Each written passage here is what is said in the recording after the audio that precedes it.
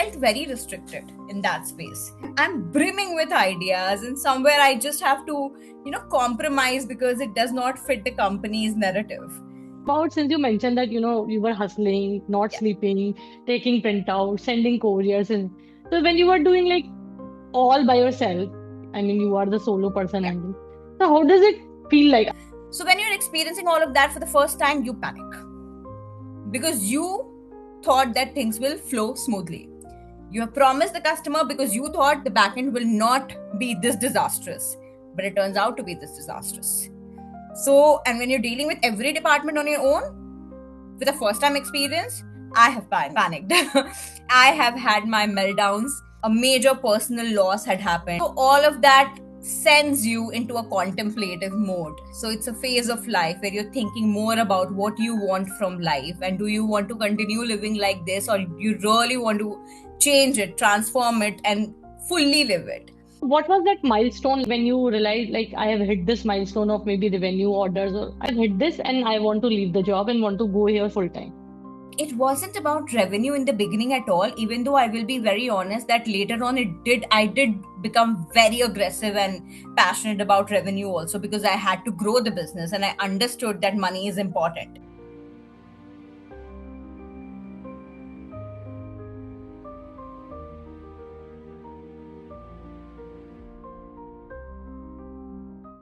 Hello Smita, thank you so much for joining us today. Thank you so much, Jyoti, for inviting me. I'm really looking forward to our conversation. Thanks, same here. So, Smita, first question is about Orange Skies.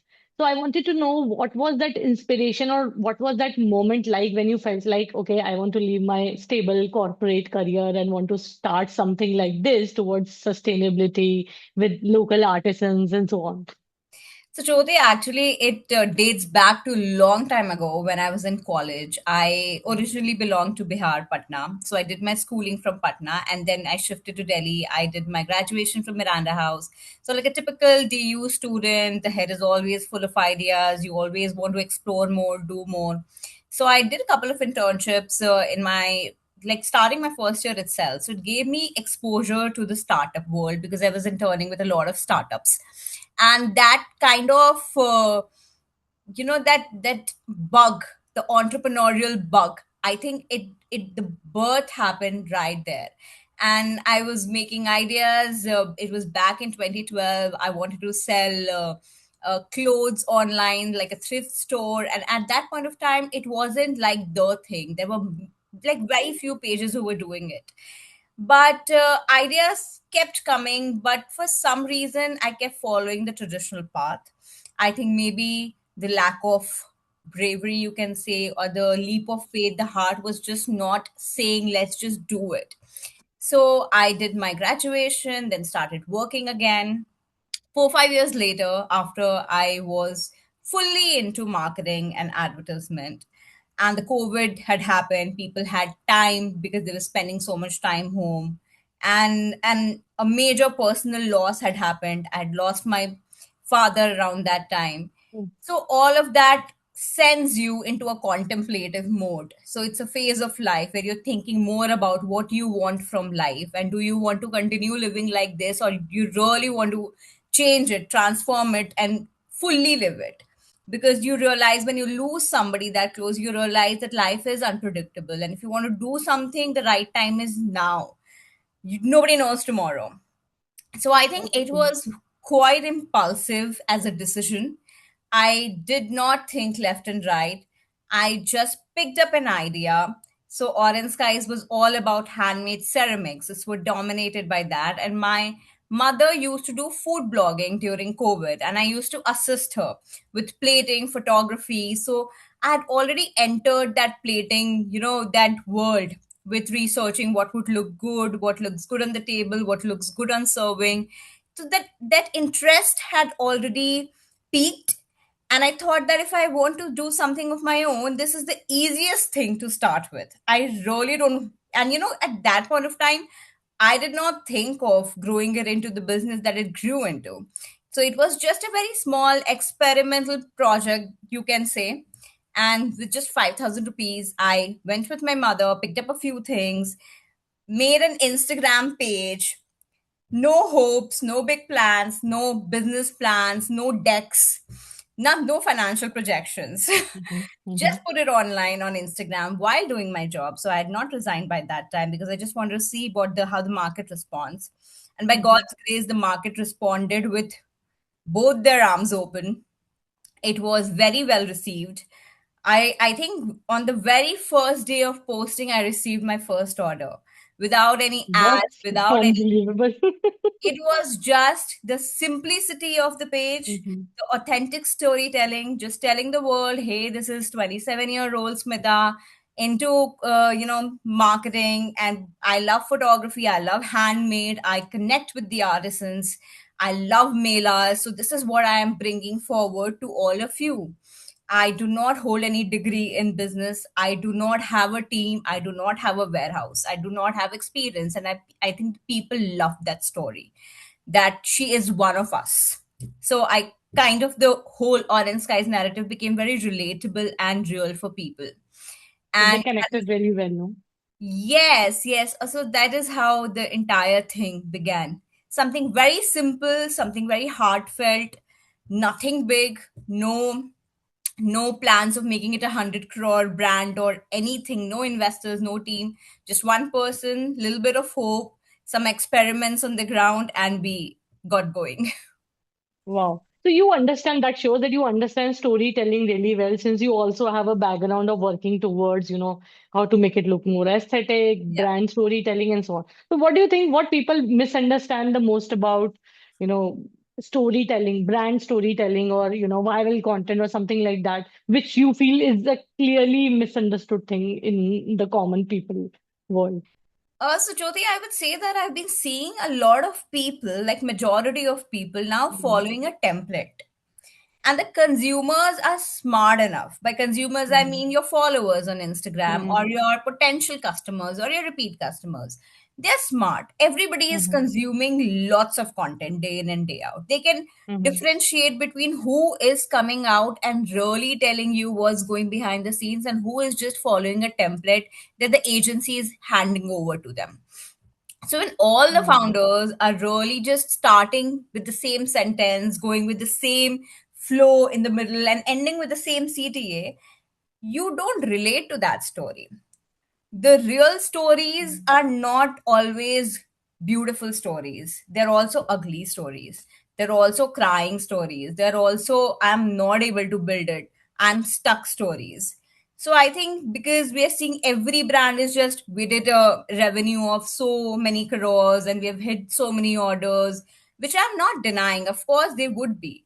But the struggles of it, the okay, I'm not able to hit the target, I'm not able to do that, I think that part is also very important. So if I have to redo it today, I would completely templatize it and just sit in the camera, record myself, tell the authentic journey of what day zero looks like, to how it is different from day 100 to how it is different from day 365. All the glories and all the losses, everything, and connect to the customers on a very personal human level. So I think that for me is real storytelling. Very interesting. So my next question is about how we see D2C brands are working around. So they majorly we see that they believe in burning money first and then they Hmm. want to rush for scaling, expansion and so on. But you felt like your philosophy is little different, wherein you wanted to believe in sustainability and then profitability and so on. So why is this the philosophy which you follow? Jyoti, I think there are a lot of ways to building a business, and there is no right or wrong. Mm-hmm.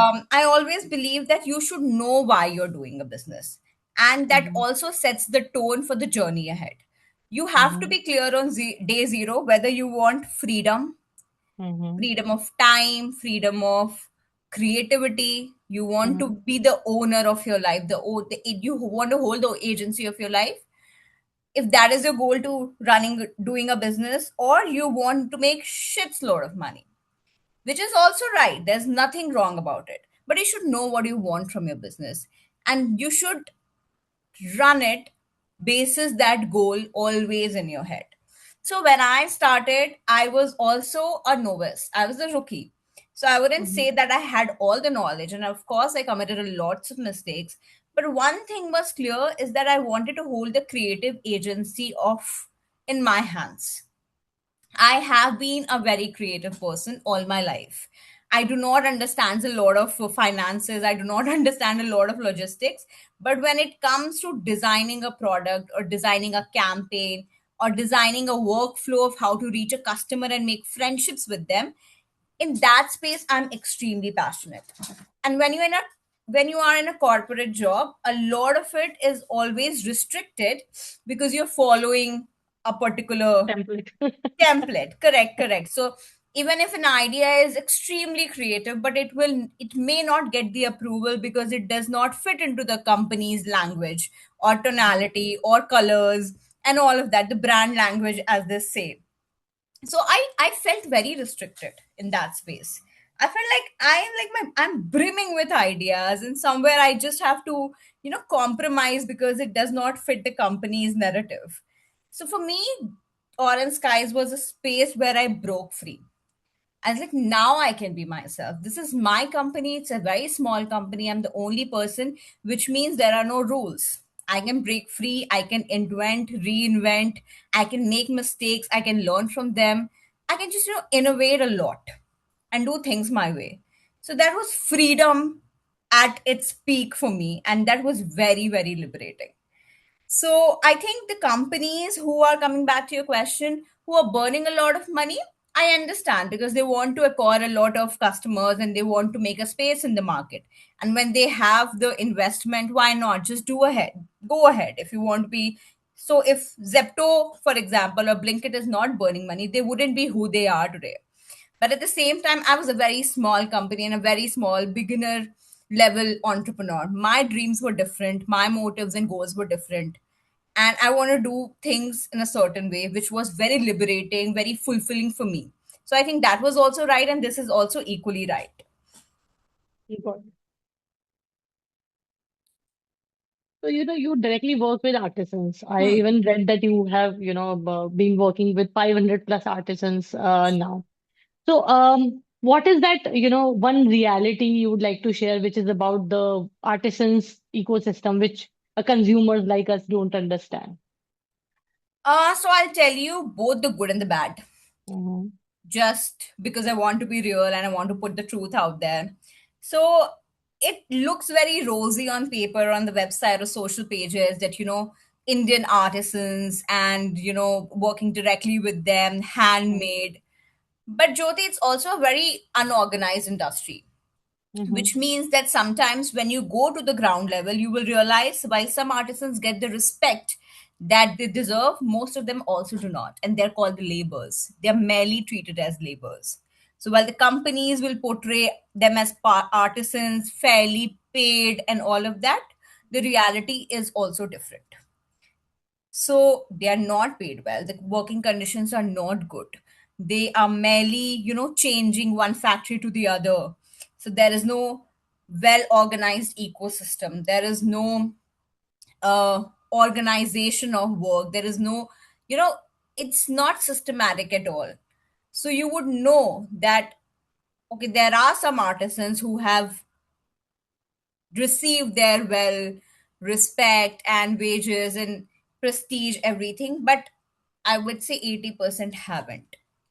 So as an entrepreneur, as new age entrepreneurs who want to work in sustainability and Indian handmade and all of that, it is upon us how we change it slowly but surely. We can't completely go and change the entire industry on day one, but we can make small changes, differences into how we treat them, whether it is an equal partnership or whether it is a hierarchy where we see ourselves as someone very educated or having power and them just bombarded with work.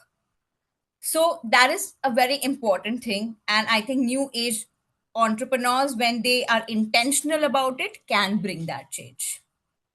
So that is for me, sustainability is not just about not using plastic, but sustainability is also giving them the due respect, time to create, because handmade industry takes a lot of time, and we are in the quick commerce age. So everybody is like, you can't expect a handmade piece to be made in half a day.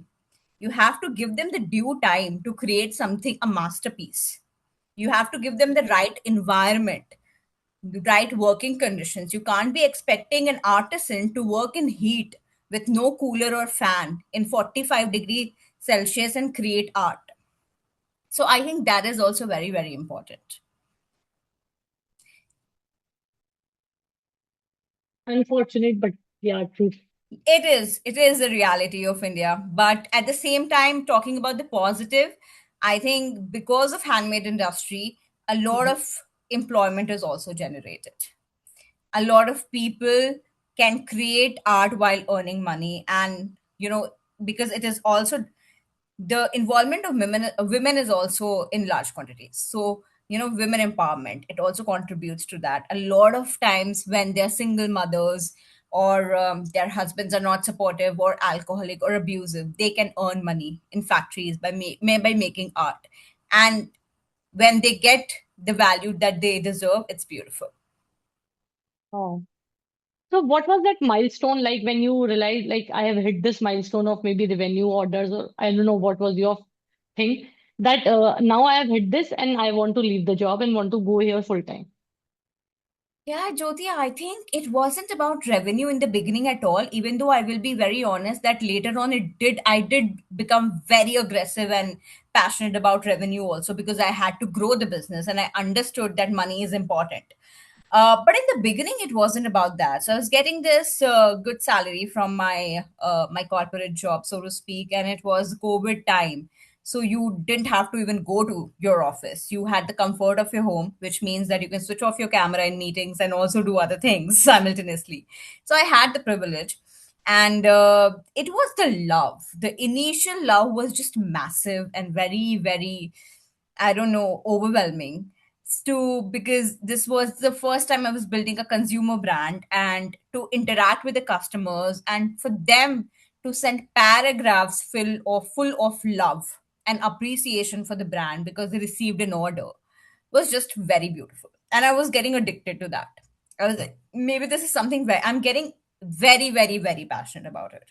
So I was so passionate that I hardly slept. I used to do my day job. Then in the night, I used to pack orders. Then I didn't have a printer back then, so I used to go during lunchtime, get all the printouts and the labels, ship them, make content. Weekends go out sourcing, then interact with the customers. So the whole thing was so hustling, but beautifully hustling. The entire day was packed with something that is mentally stimulating you and fulfilling you, and you're looking forward to the next day, the next number of orders, who is ordering, what that person has to say, what message after deliveries, what feedback are they sharing with you. So that was a very big high. And in 3 months time, so I started Orange Skies in, I think, middle of August 2021. By December, I had made up my mind. I want to get full throttle into it because this is where my heart belongs. I want to hustle here. I love hustling here. I am happy losing my sleep, my social circle, my everything else for this thing, because this is very, very mentally stimulating and fulfilling. So by Wow. December, I decided to launch my website. And Mm-hmm. as soon as we launched the website, the revenue, I think, had tripled.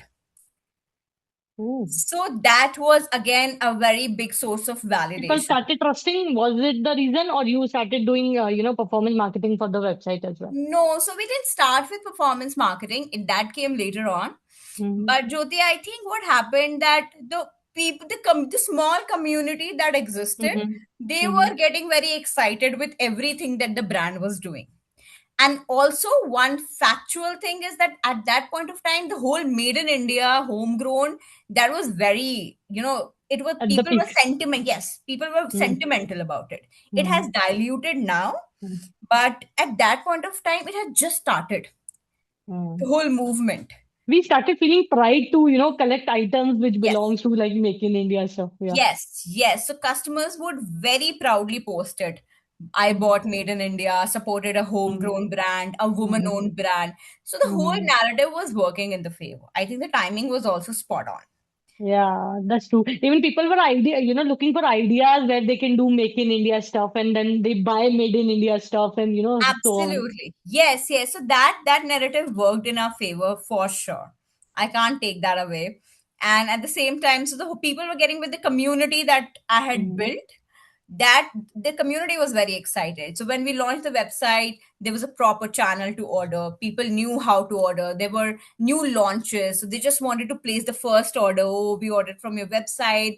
Your I used to get messages like your success feels personal, and that was, I think, very very sweet, because who does that? I've been a customer of so many brands. I've never messaged a brand that your success feels personal, because everything feels so transactional, right? You place an order, you Mm-hmm. receive it, end of the story. If the product is good, you go back and buy it, but you're not really emotionally connected to the brand. So I That's think true. that time it was happening, and that was very validating, very very validating, as for a small town girl who's always played safe in a corporate job. uh Taking such big risk, losing a father just a year ago, and then getting so much validation and approval for the community that she's working 24/7 for. So I think that was the biggest high. Till date, that has been the biggest high of my life. I was like, no, I want to take that risk. I know whatever happens, even if I go to ground zero, I will be able to build myself again. So let's just take the risk. And I'm glad that I did. Wow, feels exciting. Yeah. To me also, like just listening to it. Thank you. So my next question is about, since you mentioned that you were hustling, not Yeah. sleeping, taking printouts, sending couriers, and so when you were doing like all by yourself, I mean you are the solo person Yeah. handling. So how does it feel like? I understand it's exciting and it makes you feel progressive that you are reaching to the goal which you plan like and interesting. But do you think there are I mean, did you feel like you became more I should say a person who looks every downwards into a optimistic side, or you felt like anxiety bhi aa jata hai, you feel that there are days which are like take us very very low because we have to manage anything and everything comes on our way. So how do you deal with it? Did you feel that way, or it was all I'm just running towards something? You never felt those negative things which usually comes in the path. No, no, no. I have to be honest here. It was very testing, very, very testing. Because running a business is no easy feat. It, like, Mm-hmm. financially, emotionally, physically, mentally, you are tested every single day. And especially when you're a first time person. So Mm-hmm. now when I get back into the business and I'm building my second brand, I will be a very different person. Because I know these hiccups will come. But as a first time entrepreneur, everything is new to you. And especially when you're into a 9 to 5, you're only responsible for your KRAs. For everything else, you can just write an email to your project manager, to your boss, to the HR, right? And things will be solved. You wouldn't care if the washroom's light is working or not. You wouldn't care if the truck is stuck or not. If even if somebody tells you, you know who's the POC for that person, and that POC will take care of it. So the your role is just this in a corporate world, and you're appreciated for it, you're recognized for it. It's a very safe thing, right? On 30th every month you'll get your salary. I'm sure it has its own challenges, I'm not negating it, but you're still, like, part of the organization. When you are building for the first time, you are the organization. Everything from jhadu to chai, who will be bringing the chai, to every courier sent, to every customer served, to production on time, to dealing with the artisans, with the factory managers. You're learning every single thing, that too in India, where the industry is by and large unorganized, which means there are no rule books, which means everything is unpredictable. You don't know, there is no ethical, there is no rules, that you can't go and tell someone that, hey, this was laid out in the paper, you can't do that. Mm-hmm. There's nothing like that. It's unorganized industry. You're dealing with unpredictability day in and day out. So there are times when you wake up with a 4 a.m. call that your truck is stuck, or you will get a call at 9 p.m. from the artisan the products are not ready, and you had promised your customers that it will be shipped out the next day, or there is an emergency order for somebody's birthday, but the pickup person did not come. and lied on paper that, the office premises were closed. That has happened. So when you're experiencing all of that for the first time, you panic because you thought that things will flow smoothly. You have promised the customer because you thought the backend will not be this disastrous, but it turns out to be this disastrous. So, and when you're dealing with every department on your own with a first time experience, I have panicked. I have had my meltdowns. I feel like that was silly, but in that moment it was not silly because everything felt heavy. Everything felt like this will make or break my business. Every moment was emotional, whether positive or negative. So it was a fantastic time, I think, because it changes your character and you stop taking life so seriously after spend a few years in the business. So these little hiccups that you thought were disastrous, they're not. Just take it lightly, just tell your customers something. One thing that I've realized in the business, that no matter who your customer is, if you tell them the truth and you tell them nicely, they will understand. 9 out of 10 times people understand and they're very supportive. So yeah, I think it was very mentally challenging. I've shed my a lot of tears, but I've learned a lot. Wow, wow. So, our channel is also watched by a lot of working professionals, or I would say early working professionals between the age of 25 to 35 mainly. So we see that a lot of them wants to start their own business and obviously wants to start solo initially Yeah, and, along with the job and stuff. That is the reason I wanted to go a little deeper to understand how it feels like and how, but yeah, eventually you come out of it yeah, no matter what happens and you feel like everything happens for a yeah. reason and then it makes us, as you mentioned, it makes you who you are today. So yeah, True. that's another question was about, I saw that you mentioned that you are now building first time founders as well. So would you like to share something about that?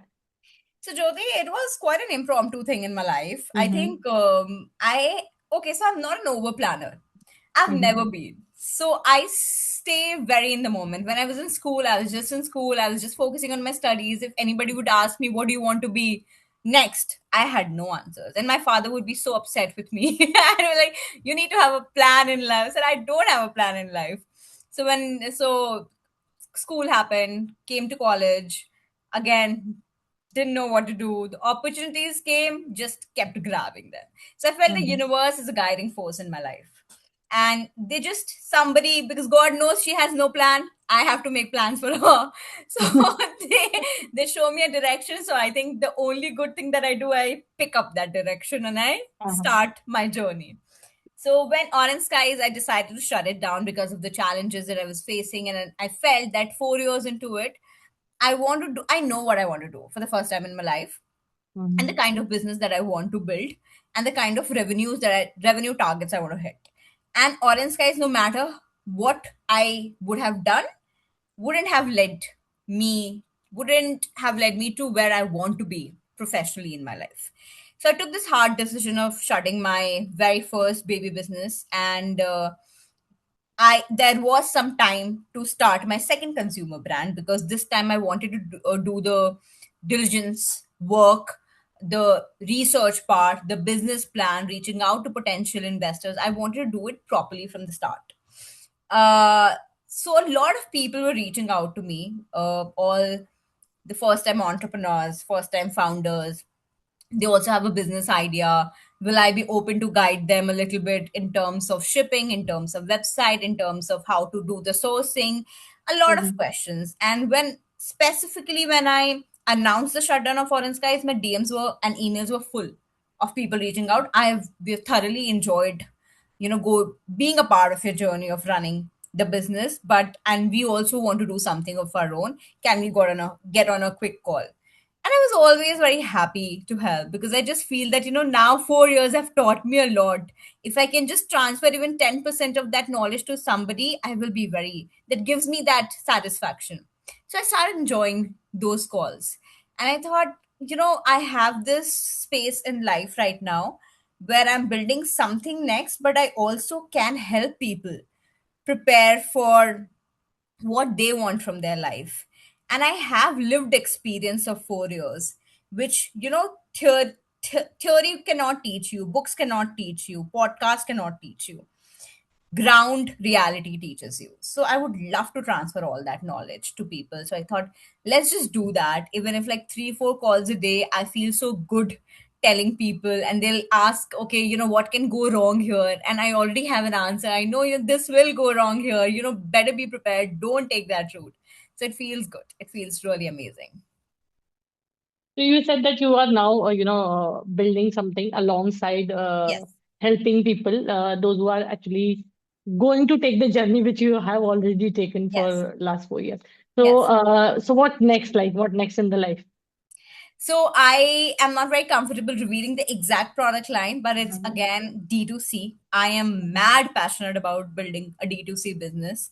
Anything that is made for consumers, for the new age consumers who do not just buy a product, but they buy a story, they buy emotions, they want change in their lives. They want to feel the product. Product is not just for consumption, but for feelings. So I am building something for millennials as well as Gen Z.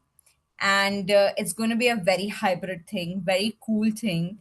It's going to be something about glamour, but this time it's going to be big as well, Wow. hopefully. Many, many congratulations. I'm sure you will rock it. So I Thank you. have one last question. What are those three things you would like to do differently this time with your second D2C brand? Okay, so I'll give a thoughtful answer Mhm. so that it makes sense. So, the very first thing which I already did, Jyoti, was to make a plan of action. Even though Orange Skies did exceptionally well, I give all credit to the universe and the guiding forces above, because in the beginning, I had no clue how to do things. And the people were randomly helping me, directions, the paths were being created, and I feel truly grateful for it.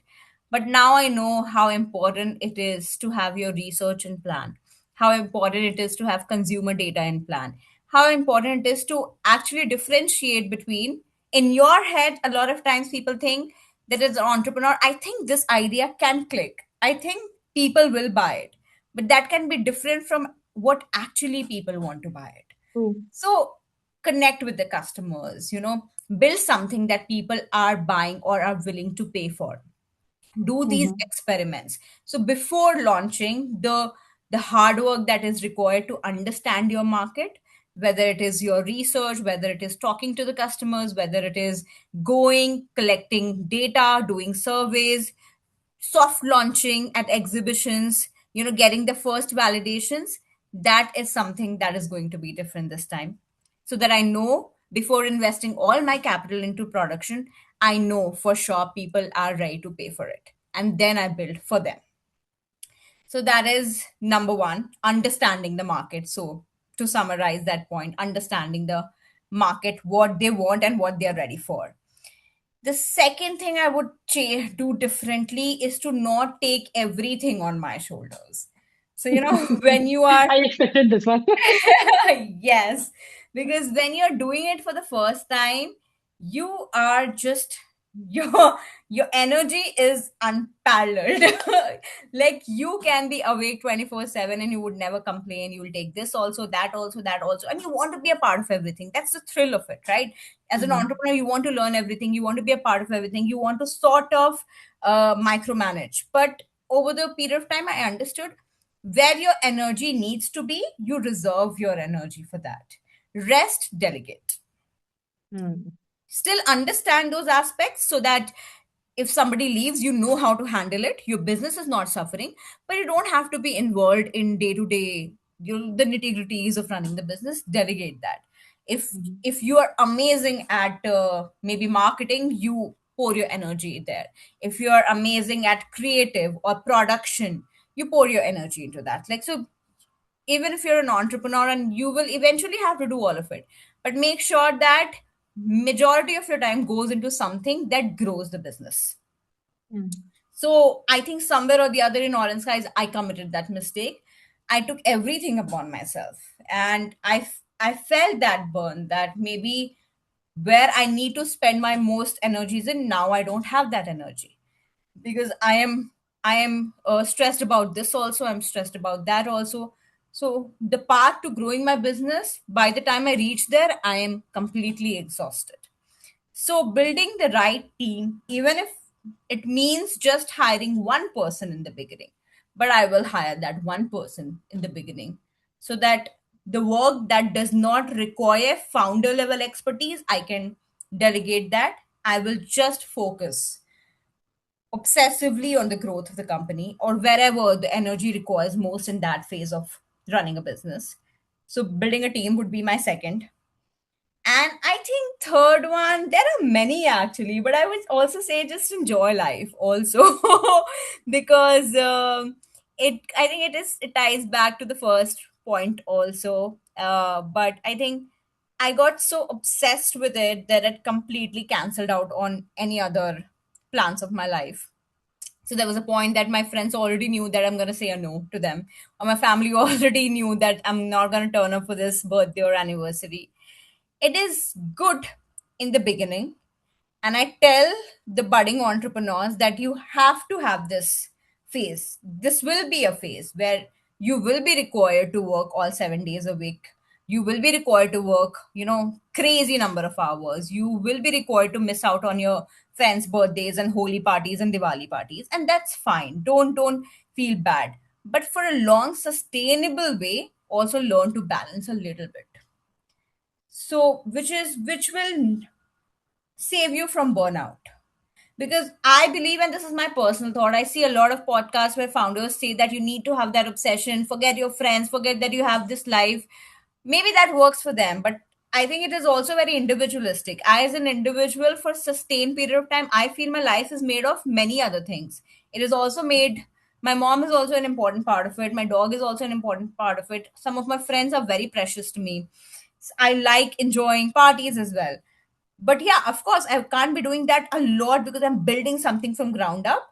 But once in a while, just to feel human also, I should be able to do that and balance my life and see what makes my life and what is important to me.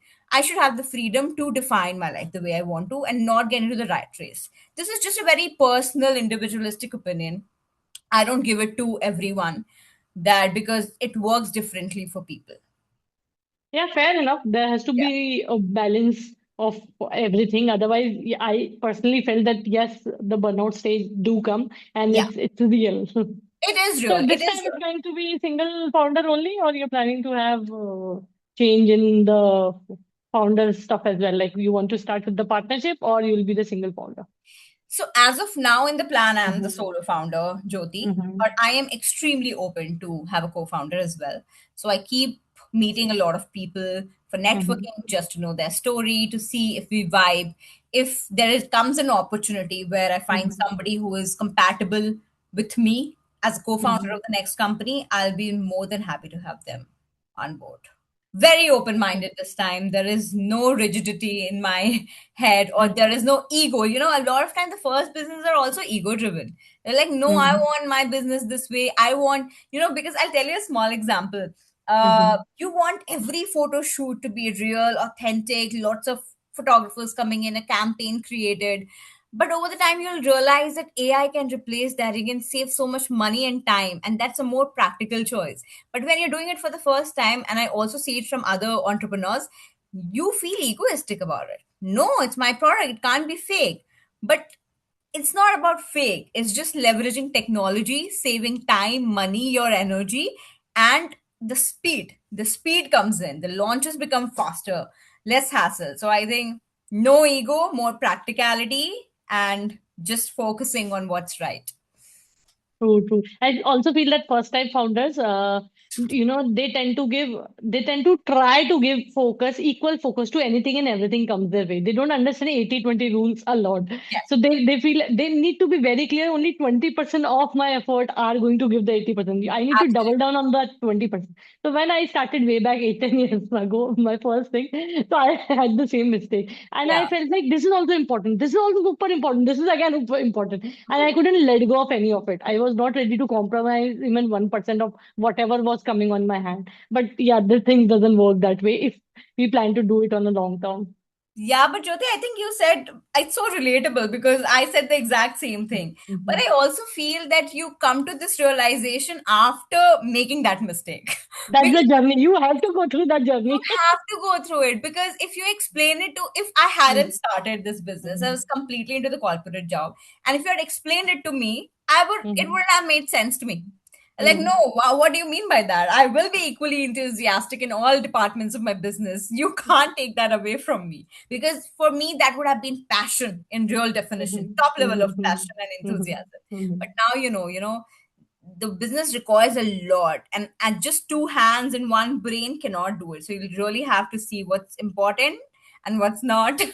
True. I see a lot of my friends, they start clapping and enjoying for so many days just because they booked the domain on GoDaddy. So I feel like I think I have booked maybe 30, 35, 40 domains in a day. And I doesn't hold any meaning. Like I have to act with them obviously in the Of flow, course. but it doesn't hold any meaning. It's not. You have to go for the hosting plan and then make sure that the website really looks what you have in plan, and then plan how to promote to the website so the world knows you have a website. Just booking a domain means nothing, but they feel so emotional, so I evoked after understand. I understand, completely understand. sometimes I feel like smiling or maybe laughing with him, but congratulating him. Wow, you've taken the first step Yeah, and blah yeah, blah blah. yeah, yeah, absolutely, I agree with you, yeah. But no, I mean that's life. So I wish you the very best, Smita, and do let us know whenever whenever the launch happens, and let us know if in case we can help you further on that, or if you would like to come again and tell us more about the story of what you have really built and launched. We would be happy to connect once again. Thank Jyoti, thank you so much. I loved chatting with you. Same here. Thank you.